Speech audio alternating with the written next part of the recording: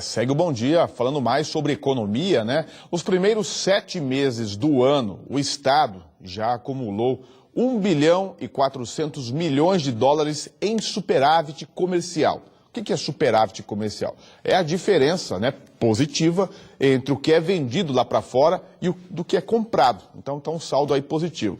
Eu volto aqui falar com o Aldo Barrigossi, porque o Estado está acompanhando aí uma tendência nacional, já que o país também acumula, né, Aldo, mais de 30 bilhões em superávit.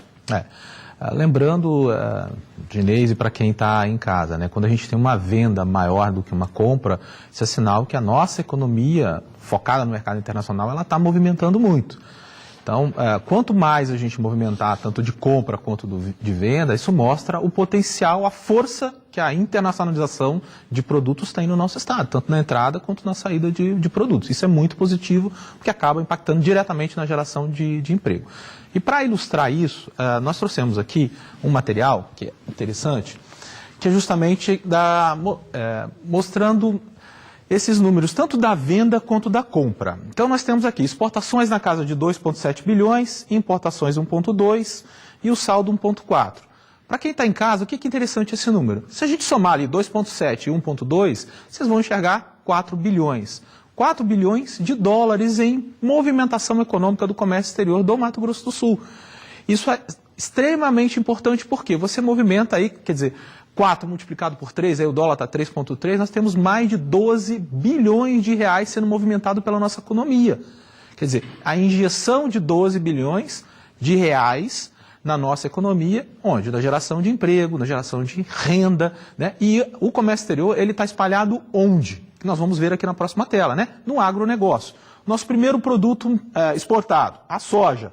Nos 7 primeiros meses do ano, nós tivemos um recuo de 11% na exportação da soja. Porém, a soja ela é plantada em todo o estado, gera milhões aí de emprego dentro do nosso estado. Segundo maior produto exportado, a celulose, recuou 1%. Mas nós temos aí uma injeção grande de dinheiro na região leste do estado, lá em Três Lagoas, onde nós temos ali a plantação de eucaliptos, que serve essa indústria de celulose ali na região. Hoje nós temos aí a maior indústria de celulose do país está aqui na nossa região, e a segunda maior também está na nossa região, ou seja, mostrando ali a importância, injeção de empregos ali naquela região que era muito carente nessa parte de industrialização. O terceiro produto mais exportado é o milho. Quer dizer, hoje o milho, entre os 15 maiores produtos exportados pelo Estado, vamos encarar assim no bom sentido, pelo lado do humor, ele é o que está assim na contramão, ele cresceu 81%, os outros produtos eles recuaram um pouquinho, só que o milho nesses primeiros 7 meses do ano ele cresceu 81%, mas para onde vai esse milho? Esse milho ele vai para o Japão, ele vai para o Vietnã, ou seja, a Ásia vem comprando de forma voraz o nosso milho aqui do estado. O que é importante a gente entender isso. Se a gente tem milho para exportar para outros países, isso é sinal que a gente tem uma produção boa, a gente tem um consumo bom, não só dentro do nosso estado, como no país também. Lembrando que a indústria de alimentos, tanto para animais como para nós, seres humanos, consomem muito milho. Quer dizer, nós temos um consumo interno, abastecemos o mercado interno e ainda temos um excedente para vender lá para fora. Isso é dinheiro, isso é geração de emprego, né? Para a gente entender isso positivamente. Isso afeta o dia a dia do comércio, da indústria, né? De todos nós. E para finalizar aqui o quarto maior produto exportado, a carne bovina também teve um recuo de 5%. Mas a gente não precisa ficar preocupado, para você que está em casa e Ginês, com esse recuo de 5%, de 1% nos outros produtos. Por quê? A gente tem que entender que assim, é um momento, a gente está analisando com um extrato, né, dos 7 primeiros meses do ano, isso existe uma flutuação normal e temos que entender o contexto nosso nacional e o contexto internacional. Contexto nosso nacional, quando nós acabamos de ver aqui a matéria anterior aqui da Mônica, né? O país está no momento de pós-impeachment, regulação do mercado interno, voltando a crescer, quer dizer, a economia ainda não está de uma forma robusta. O mercado internacional também não está dessa maneira. Os principais produtos que nós vendemos lá para fora são do agronegócio, são grãos, são commodities. Esses produtos, eles tiveram o quê? Um valor diminuído em dólar nos últimos meses, aí, nos últimos 12 meses, eles recuaram a nível internacional. Quer dizer, estamos retomando esse mercado.